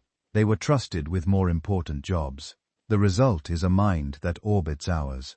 Modern dogs can follow eye direction, read subtle shifts in facial expression, and interpret tone of voice in ways almost no other animal can. Some can learn hundreds of human words. Others appear to distinguish between deliberate commands and casual speech. Many will comfort a crying person, but ignore someone humming or laughing. Their brains light up in scanners when they smell or hear their favorite humans. Patterns that look uncannily like attachment. It's tempting to say we trained dogs to do this, but it may be more accurate to say we created an environment where those interpretations, those leaps toward human minds, were consistently rewarded. Evolution did the training for us, and it didn't stop at behavior. As humans shifted from hunting and gathering to farming, another pressure crept in: diet. Wolves are carnivores that can eat some plant food, but their bodies aren't built to thrive on large amounts of starch. Early village dogs, though, were living off human leftovers, porridge scraps, discarded bread, root vegetable peelings, whatever fell from the human table and garbage heap. In that world, an animal that could digest starch efficiently had a serious edge. Genetic studies show that dogs carry multiple copies of certain genes involved in breaking down carbohydrates, particularly starches. These genes ramp up the production of enzymes like amylase that turn complex plant sugars into usable energy. Wolves generally have far fewer copies. The timing is revealing. These genetic changes in dogs appear to track the spread of agriculture in human populations. As humans cultivated grains and tubers, dogs followed, their intestines slowly rewiring to match the new human diet. Their partnership with us had moved from the hunt to the hearth. They were no longer just assistants and killing, they were co-scavengers of a new kind of food. By the time written history began, dogs were already a bewildering assortment of shapes and talents. But all of that variation still unfolded relatively slowly. Change took place over centuries, sometimes over millennia. Then, in a geological blink in the last few hundred years, humans discovered something else: selective breeding on an industrial scale. With the rise of formal kennel clubs and written standards in the 19th and 20th centuries, people began sculpting dogs with an intensity no previous age had attempted. Traits that once took many generations to appear became fixed in a handful of years. Someone wanted a dog small enough to fit in a sleeve. Breed the smallest of the small together. Someone else wanted a dog whose nose could track a scent for days. Breed the best trackers with each other, over and over. The result is the modern explosion of dog breeds. Tiny Chihuahua, weighing less than a kilogram. Great Danes, towering over small adults. Dogs with almost no muzzle at all, like pugs and bulldogs. Others with elongated faces like collies and greyhounds. Coats like velvet. Coats like cords. Coats that never stop growing. It's a triumph of human-directed evolution. It's also a problem. Pushing bodies so far from their original shape has a cost. Many modern breeds carry heavy genetic loads: hip dysplasia in large dogs, breathing difficulties in flat-faced ones, heart defects, eye problems, skin disorders. When a breed's appearance is prioritized over its health, when the curve of a skull or the length of a leg becomes more important than robust genetics, dogs suffer. In a way, this is domestication turned inward on itself. Early humans selected for survival traits: friendliness, cooperation, versatility. Modern breed standards sometimes select for aesthetic extremes. The same evolutionary tools that made wolf into dog can also make dog into a creature that struggles simply to be a healthy dog. Beneath all these changes, though, something fundamental remains: the emotional link, and this raises a quiet, slightly unsettling question as you lie in the dark and hear a dog sigh in its sleep.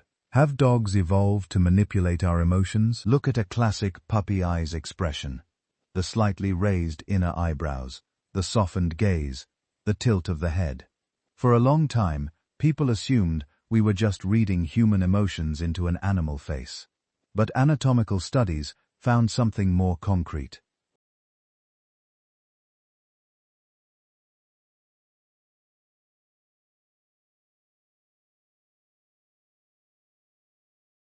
Many dogs have a specific small muscle near the eye that wolves largely lack. That muscle helps lift the inner corner of the eyebrow, creating a look that humans interpret as sad, pleading, or attentive. It's not proof of conscious manipulation. Puppies aren't sitting there calculating which muscle to flex.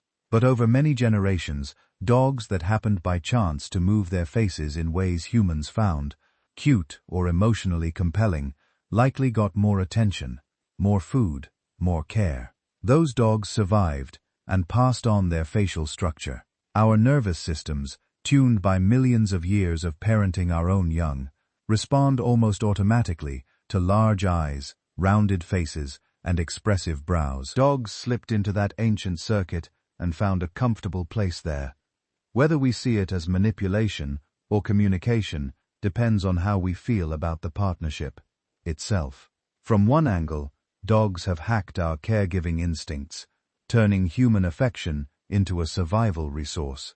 From another, we have co-created a species that is exquisitely good at signaling its needs to us and at reading ours in return. Either way, this is where the transformation leads to a creature whose body and mind are partly written by human choices. A former wolf line that now curls up in city apartments and rural farmhouses, under desks, and beside campfires, listening to our voices, studying our faces, adjusting itself constantly to our moods. The dog is not just shaped by evolution. It is shaped by our stories about what a dog should be, our fears, our needs, our tenderness, our mistakes. We remade the wolf, and in doing so, we quietly remade ourselves into people who expect loyalty in brown eyes, who read meaning in a wagging tail, who feel at some deep level that the world is more complete when a dog is sleeping nearby. And while cats watched this whole experiment from the shadows, choosing a very different kind of deal, dogs walked all the way into the circle of light and stayed there, changing with us as we changed the world. Picture a village 5,000 years ago.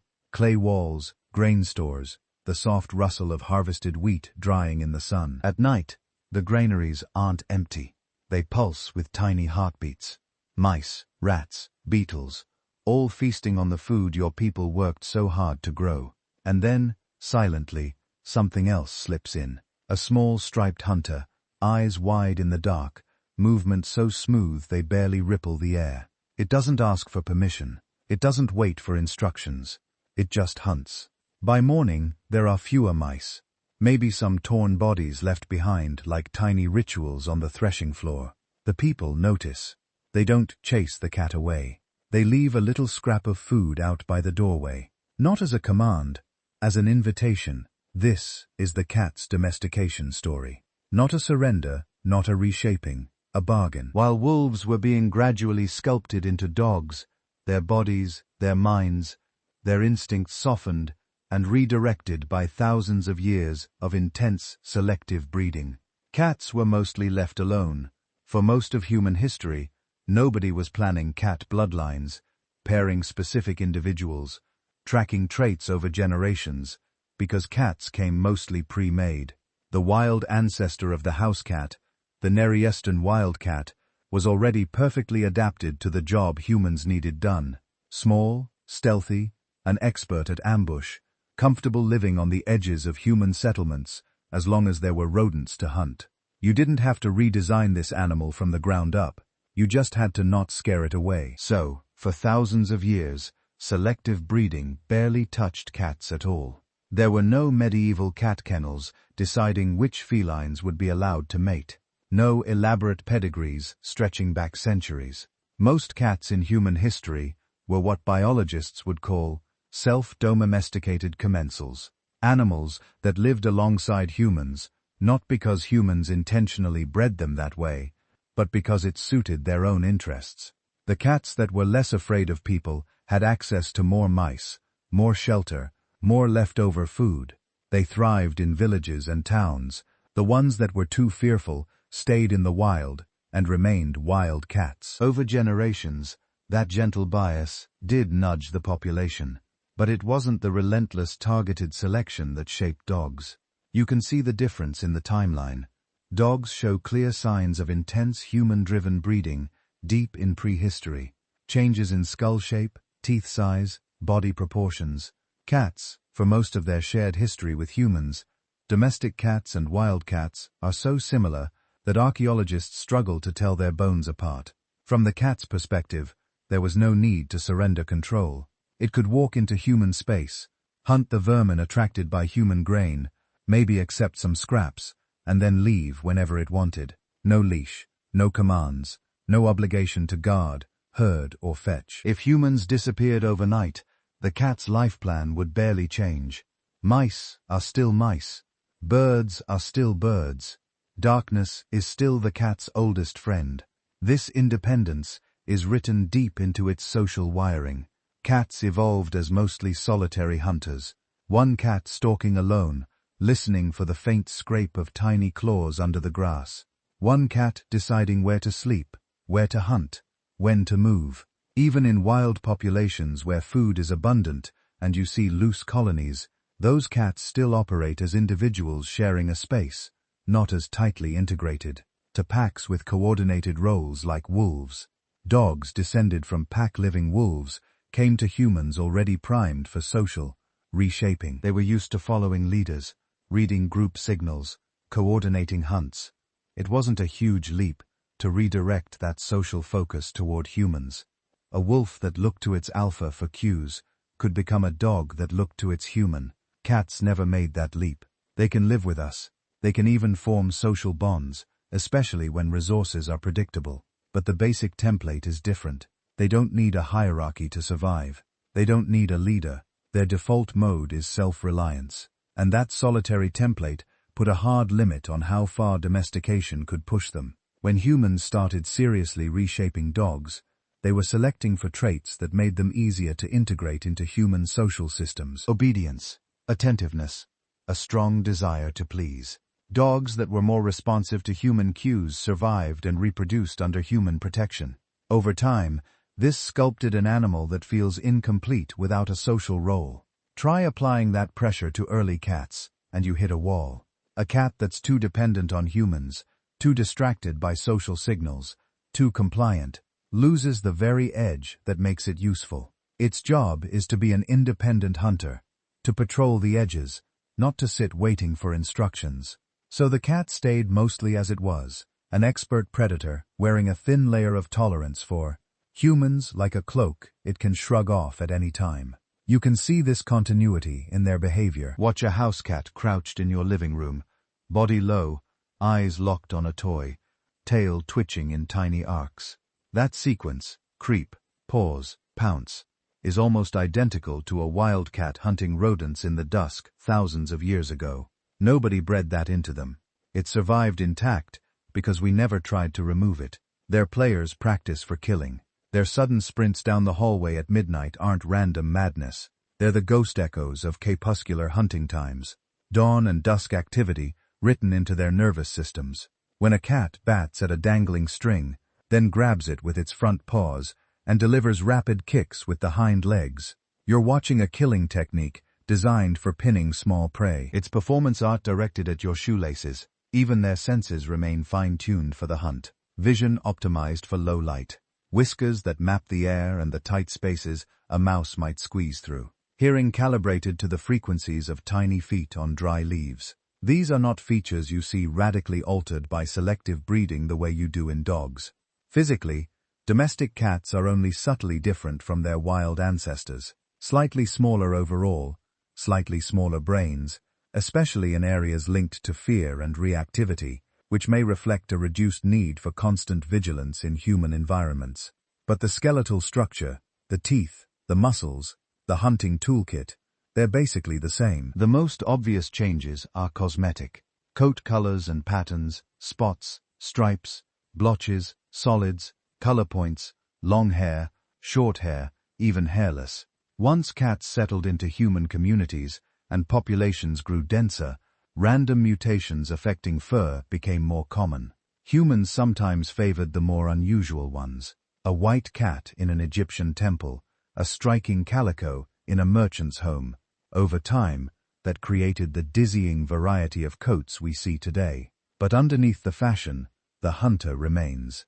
If you remove the support of humans, you see how little has changed. A dog left to fend for itself often struggles, especially the heavily specialized breeds. A pug doesn't turn itself into a wolf. A chihuahua doesn't become a coyote. There are feral dog populations, but they tend to form loose packs and slowly revert toward a general pariah dog morphology, not true wild canids. Cats, they slip back into wild living astonishingly fast. When domestic cats are abandoned or born without significant human contact, they can become fully functional feral predators within a generation, sometimes within a single lifetime. A feral cat colony can look in behavior and ecology very similar to a population of small wild cats, hunting, defending territories, breeding, raising young in sheltered dens. They don't need us to organize them. They don't need our protection to define their world. Given enough prey and a mild climate, feral cats can sustain themselves indefinitely, hunting birds, rodents, reptiles, even small mammals. This is one reason feral cats are such a powerful invasive species. They bring a wild cat's hunting prowess into ecosystems whose native prey haven't had time to evolve defenses against such efficient predators. The domestic dog in many forms depends on humans to survive. The domestic cat carries its own survival kit. From an evolutionary point of view, you could argue that cats never completed the journey to domestication. They paused halfway, took what they wanted from us: shelter, surplus food, a reliable rodent buffet, and kept everything they needed to walk away. And yet, in the last couple of centuries, humans have finally begun trying to do to cats what we did to dogs thousands of years ago. Turn them into designed breeds: Persians with flat faces and flowing coats, Siamese with elongated bodies and pointed coloration, Bengals with spotted jungle patterns, Sphinx cats without fur, Scottish folds with curled ears. Breeders are now manipulating genes in deliberate ways, tracking lineages, emphasizing certain traits. But notice what's mostly being changed: appearance, coat length, color, texture, ear shape, tail length, sometimes body proportions, the core behavior, the predatory reflexes, the independence, the tendency to set their own agenda has proven much harder to rewire. You can breed a cat that looks like a tiny leopard, but it still slinks around your house like an ambush hunter. You can breed a cat with a face so flat it needs help cleaning its eyes, but it still needs blankets, like it's making a nest in long grass. You can breed a cat that purrs louder, that tolerates handling more, that seeks out human contact more often. But when a fly buzzes past, its whole nervous system still lights up in the same way wild cats would. Attempts to fundamentally remake cat psychology into something more dog-like, more eager to obey, more tolerant of direction, more consistently attentive to human commands, haven't had much success. You can train individual cats. You can select for friendlier temperaments, but the species-level template resists because friendship and obedience are not the same thing. Cats can bond deeply with humans, but the bond is negotiated, not imposed. They come when they choose. They accept affection when they want it. They set the terms of engagement, and when they walk away mid-pet, it isn't rudeness. It's the quiet assertion of a nervous system evolved to never fully surrender autonomy. This is what makes cats both frustrating and fascinating to us. We live with an animal that seems to belong partly to our world and partly to another older one. A creature that will curl on your chest, purring like a small engine, then moments later launch itself off to stalk an invisible threat in the hallway. An animal that can recognize your voice, distinguish your footsteps, even show signs of missing you, and yet still stare at you from across the room with an expression that seems to say, "I was fine before your species invented doors." We often interpret this as aloofness, but from an evolutionary perspective, it's simply a different balance of dependence and freedom. The dog staked its survival strategy on attaching itself deeply to us, letting us direct its fate.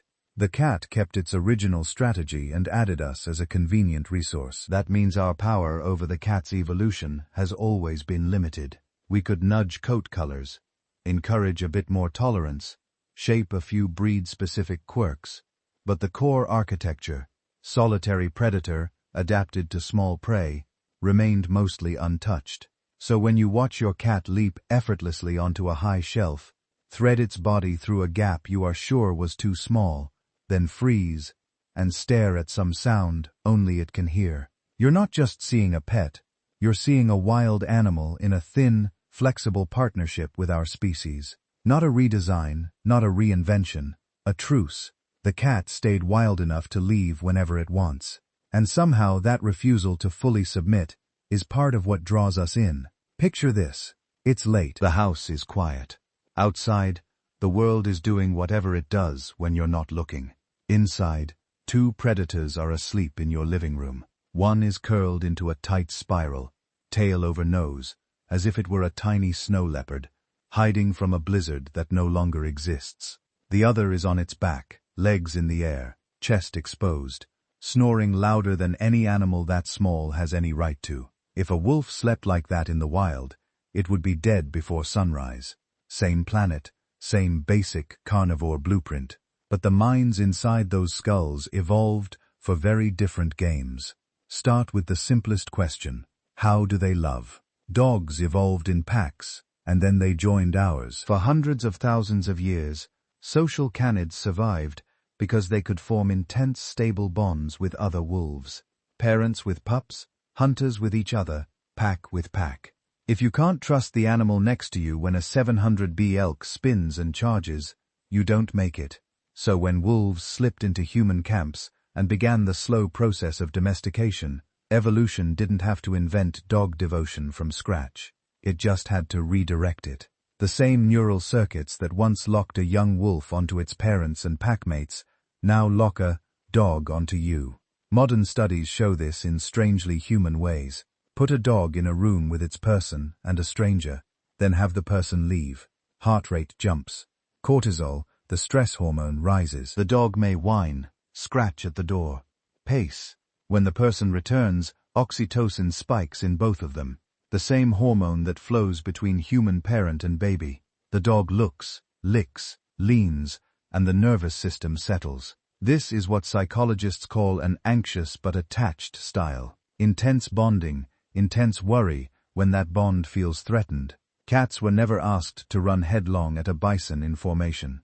Their ancestors survived by being invisible, alone. A solitary hunter that depends on stealth and patience can't afford to fall apart every time another animal walks away. So, when researchers run a similar experiment with cats, the pattern is different. Many cats notice when their person leaves, ears swivel, eyes track the door, some vocalize, but their stress signature is generally lower. When the person returns, some cats greet, rub, even purr, but many also wander off to resume whatever they were doing before. Grooming, sitting, staring into that middle distance that seems to belong to another dimension, to a human, conditioned by stories that equate love with constant attention that can feel like indifference. But it fits what attachment researchers would call a securely independent style. The cat doesn't collapse without you, because its evolutionary template doesn't. Indifference. It pecked anyone to be a permanent, reliable partner in survival. It can bond. It can grieve. It can show clear preference for one person over another. But its baseline assumption is, I am responsible for my own safety. Two attachment strategies, both forged by predators facing very different risks. The dog descended from a pack that lived or died together. The cat descended from small, solitary hunters, for whom panic was a luxury nobody survived. If you listen to them, you can hear those different worlds in the sounds they make. Dogs are noisy, barks, whines, yips, growls, woofs that seem to contain entire emotional essays. In wolf packs, vocalizations helped coordinate hunts, warn of danger, and keep contact through forests and snowstorms. Domestication amplified this. Wolves rarely bark the way dogs do. Dogs, under thousands of years of human selection, became more vocal, more flexible, more tuned to our attention. Their sounds are not just for other dogs, they are for us. High-pitched whines that tug at our caregiving instincts. Sharp alarm barks that make us look up from the fire or the phone. Play barks that invite us to join a game. Tail wags, body wiggles, whole body punctuation marks after each vocal sentence. Cats, in contrast, come from a much quieter lineage. A solitary hunter that announces its presence loudly doesn't get many meals. Feral adult cats in the wild rarely meow to each other. They growl, hiss, yowl in fights or mating. But that sweet insistent you hear in your kitchen at 6 o'clock, is something stranger. It's for you. Multiple studies suggest that domestic cats have essentially invented a new language to talk to humans. Kittens meow to get their mother's attention, but wild adults mostly stop. Human-raised cats don't. Their meows diversify, questioning, complaining, demanding, pleading. Some even blend a high-frequency element that overlaps with the acoustic range of human infant cries, a sound our brains are hardwired to find urgent. You could see this as manipulation or as a clever adaptation. In a human household, the cat that can make sounds humans intuitively respond to gets fed, let in, let out, protected. Over generations, the cats who are better at speaking human did better. And it's not just sound. Cats have a whole quiet channel. The slow blink, eyes closing and opening, and exaggerated lazy motion. In feline body language, staring can be a threat. A slow blink is the opposite, a signal of trust, relaxation. Some researchers think cats extended this behavior to humans as a way of saying in cross-species grammar, I am not a danger. I accept that you are not either. Experiments show that when humans slow at cats, cats are more likely to approach and interact. Then there's the purr. Its exact meaning is still debated. Contentment, sure, but also pain, stress, even anticipation. Its frequency range overlaps with vibrations that in other mammals can stimulate bone healing and tissue repair. Whether that's coincidence or evolutionary self-soothing technology is still an open question. Dogs have their own rich body language, play bows, tail positions, ear angles, but it's generally more obvious, more broadcast. Cat communication is narrower, more encrypted. You have to be paying attention, which might be the point. Watch how they play, and you get another window into their minds. A dog with energy to burn wants company. Tug of war, fetch, chase. The game often only comes alive when someone else participates. Play for a dog is rehearsal for social life, practicing roles. The chaser, the chasteed, the blocker, the scout. Even solo toy chewing has a social ghost in it, a rehearsal for tugging meat from a carcass, while other pack members jostle nearby. A cat can play with you, batting at a string, pouncing on your moving feet under the blanket. But it is just as capable of launching into an elaborate solo drama at 3 o'clock in the morning.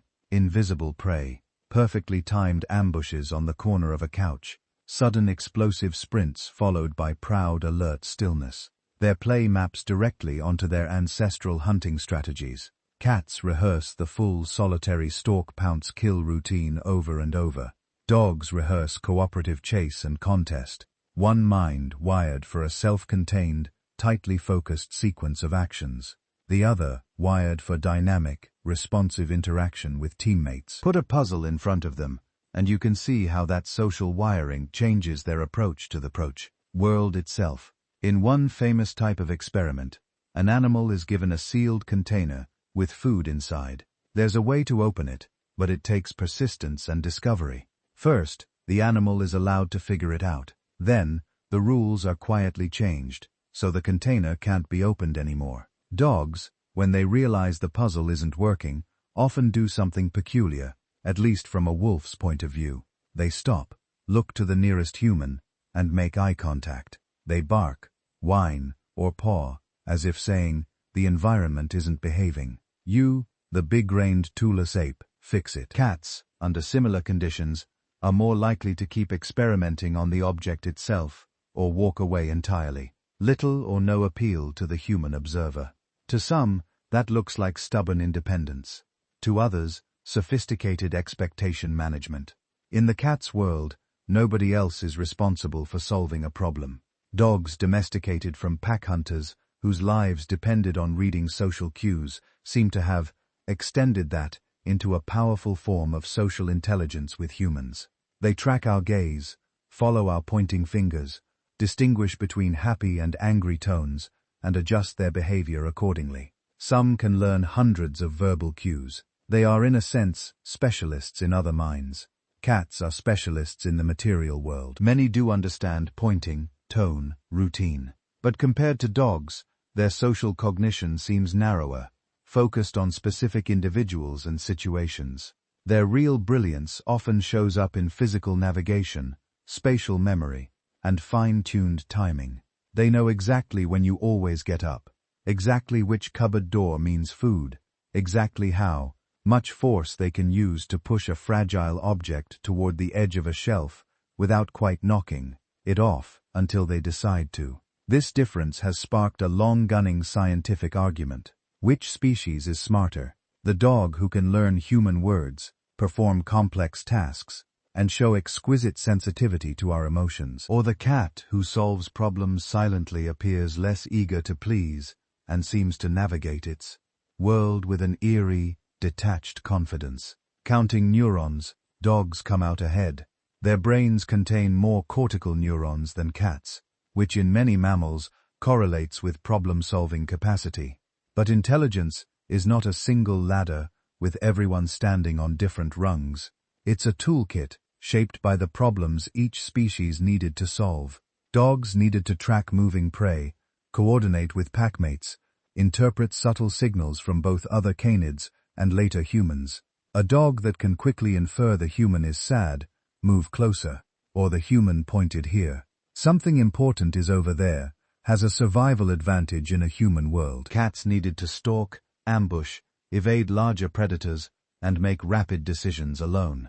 A cat that can quickly calculate leap trajectories, memorize safe routes, and ignore irrelevant social distractions has an advantage in its world. So when we ask who is smarter, we're really asking smarter at what? Reading humans, dogs moving silently through a three-dimensional landscape, making micro-decisions about balance, distance, and cover. Probably cats. Both carry minds that are highly specialized instruments, not general-purpose computers, and while we study them, they're studying us. Living with a dog does something to the human nervous system. A creature that tracks your every move, rejoices when you enter a room, and forgives you almost everything, trains you to think of yourself as central, wanted, necessary. Dogs reward consistency, routine, and clear communication. People who live with dogs often walk more, talk more, go outside more. They plan around another being's as needs, and in return get a steady stream of uncomplicated visible affection. A dog can nudge humans towards certain psychological states: responsibility, protectiveness, emotional openness. For some, the dog's unwavering attention is a balm against loneliness. For others, it's a constant reminder that their actions ripple outward into another mind. Cats shape us differently. Here is a creature that can thrive without you, and yet chooses at times to sit on your chest, purr against your ribs, sleep in the crook of your knees.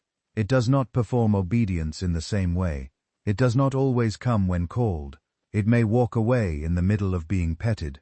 To live peacefully with a cat, you learn to tolerate ambiguity. You become a student of subtle signals, the angle of ears, the twitch of a tail, the difference between a happy purr and an overstimulated one. You discover that affection can be real without being constant. That respect sometimes means letting another being ignore you. For some people this is frustrating. For others, it's strangely liberating. The cat invites a different version of love, less about control, more about coexistence, less about being needed, more about being accepted on another creature's terms. Over thousands of years, these two minds have quietly shaped our own. They have given us models of relationship that sit at opposite ends of a spectrum. The dog's fused identity. Your pack is my pack, and the cat's parallel path. I walk beside you, not behind you. Some nights, if you sit in the dark and listen, you can almost hear those evolutionary histories breathing in your home. The steady dog snore, trusting the pack to keep it safe. The light cat rustle, always half ready to move if the world shifts unexpectedly. Two predators, two psychologies, both survivors of ancient selection, pressures we can barely imagine. And somehow, against all odds, Both have decided that for now, their safest hunting ground is our hearts. So now, when you look at a cat curled into a perfect circle at the foot of your bed, or a dog sprawled sideways, snoring like a tiny furry thunderstorm, you're not just seeing pets. You're seeing the endpoint of two survival strategies that began to diverge tens of millions of years ago. One line chose stealth, silence, and self-reliance. An animal honed to survive alone, to trust its own senses, to depend on no one but itself. The other chose cooperation, communication, and trust in the group. An animal whose best chance at survival came from reading others, syncing movements, and sharing the risks of the hunt. For most of their history, these paths had nothing to do with us. Cats were perfecting the art of the solo ambush. Wolves were refining the choreography of the pack chase. Neither species knew that somewhere out there, a clever primate was slowly assembling fire, tools and language, and would eventually rewrite the rules for everyone. And yet somehow, through a long chain of unlikely events, both lines ended up here in our homes, asleep on our couches, on our laps, at our feet. Not because evolution had a plan, but because their ancient strategies happened to mesh with ours, the cat's. Talent for quiet rodent control slotted neatly into our early granaries and villages. The wolf's social brain, its willingness to bond and follow, made it the perfect ally for a species that was itself obsessed with cooperation and stories. Millions of years of divergence, two completely different blueprints for staying alive, and they both converge on us. If you zoom out far enough, it starts to look like a lesson. Evolution didn't choose a single correct answer to the problem of life as a carnivore. It explored many. It produced the solitary stalker and the collaborative chaser, the independent specialist and the adaptable teammate. Both work, both persisted, both in their own way were good enough to survive ice ages, droughts, and extinctions, and still be here when we came along. And that's maybe the most beautiful part of this story. There was no guarantee that either lineage would intersect with human history at all. The world could easily have been full of small insectivores and giant flightless birds, and our nights would be much quieter and much lonelier. Instead, by sheer contingency, we share our brief moment in time with these two very different descendants of ancient carnivores who now curl against us as if they had always belonged there. When your cat ignores you for hours and then suddenly decides your chest is the only acceptable sleeping surface, that's a whisper from the solitary hunter, slowly learning to tolerate closeness. When your dog glances back at you on a walk, checking your pace, matching your mood, that's the pack animal still counting you as part of its moving family. They are reminders that there is no single way to be intelligent, no single way to be social, no single path through evolution that leads to love and companionship. The cat and the dog took opposite routes through deep time, and both routes ran straight through our front door. If you've enjoyed wandering down those paths tonight, listening as you fall asleep, or winding down after a long day, you can gently tap, like or subscribe if you'd like more quiet journeys through natural history. It helps other sleepy minds find their way here. If you feel awake enough, you're welcome to leave a comment and tell me where in the world you're listening from, and whether you share your home with cats, dogs, or both. Somewhere out there in the dark, your answer will be joining thousands of others, forming its own little network of humans and their carnivore companions. And if you'd like to support the channel a bit more directly, there's an option to join as a YouTube member. That helps me keep making these long, gentle stories, but it's completely optional. Your presence, your time, and your curiosity are already more than enough. For now, just picture this. Across the planet, in apartments and farmhouses, in dorm rooms and city towers, in villages and suburbs and remote cabins, lights are dimming, screens are fading to black, and in all those places, cats are tucking their paws under their chests, tails wrapped like question marks coming to rest. Dogs are circling 3 times for reasons they don't remember, then collapsing with a sigh against familiar legs. 2 ancient strategies, 2 ways of being, settling into the same simple ritual, sleeping beside a human. However different their paths tonight, they end in the same place, curled in the same glow, breathing in time with us as the long story of evolution takes a brief quiet pause and everything, for a little while, is finally still.